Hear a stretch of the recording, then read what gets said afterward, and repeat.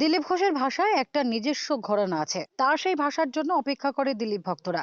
যদিও বিরোধী দল তৃণমূল বারবার করে এর জন্যই নির্বাচন কমিশনে দিলীপের বিরুদ্ধে অভিযোগ জানায়, এবার আবার স্বমহিমায় দিলীপ ঘোষ। বর্ধমান দুর্গাপুর কেন্দ্রের বিজেপি প্রার্থী দিলীপ ঘোষ রীতিমতো হুঁশিয়ারি দিয়ে বলেছেন, হামলা হলে হামলা হবে, অর্থাৎ তৃণমূল কংগ্রেস হামলা চালালে পাল্টা হামলা চালাবে বিজেপিও। 1 ইঞ্চি জমি বিজেপি ছাড়বে না। গতকাল দুর্গাপুরে বিজেপি পার্টি অফিসে হামলার ঘটনা ঘটেছে। পাল্টা তৃণমূল কংগ্রেসের পার্টি অফিসও ভাঙচুর করেছে বলে অভিযোগ। এই ঘটনাকে কেন্দ্র করে উত্তেজনা রয়েছে দুর্গাপুরে। সকালে প্রচারে বেরিয়ে শাসক দলকে রীতিমতো হুঁশিয়ারি দিয়েছেন বিজেপির প্রার্থী দিলীপ ঘোষ। দিলীপ ঘোষ স্পষ্ট করে বলেন, তৃণমূলের মস্তানির দিন শেষ। একটা লাঠি মারলে 5টা লাঠির বাড়ি ফিরিয়ে দেওয়া হবে। তিনি বলেন, এবার আর ছাড়া হবে না। যেমন তৃণমূলের তোলাবাজি আটকাবো, তেমনই মাস্তানিও আটকাবো। তিনি সরাসরি হুমকি দিয়ে বলেছেন, লাঠি দেখালে লাঠি দেখাবো। ভোটের আগে একেবারে তপ্ত হয়ে উঠছে দুর্গাপুর।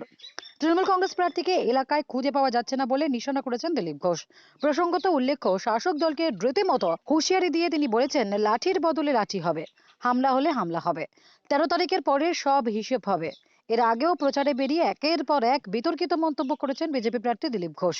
এই প্রথম তাকে এই কেন্দ্রে প্রার্থী করা হয়েছে। এর আগে মেদিনীপুর কেন্দ্রের পর পর 3বারের জয়ী বিজেপি সাংসদ ছিলেন তিনি। প্রথমে বর্ধমান দুর্গাপুর কেন্দ্রে প্রার্থী হতে রাজি ছিলেন না তিনি।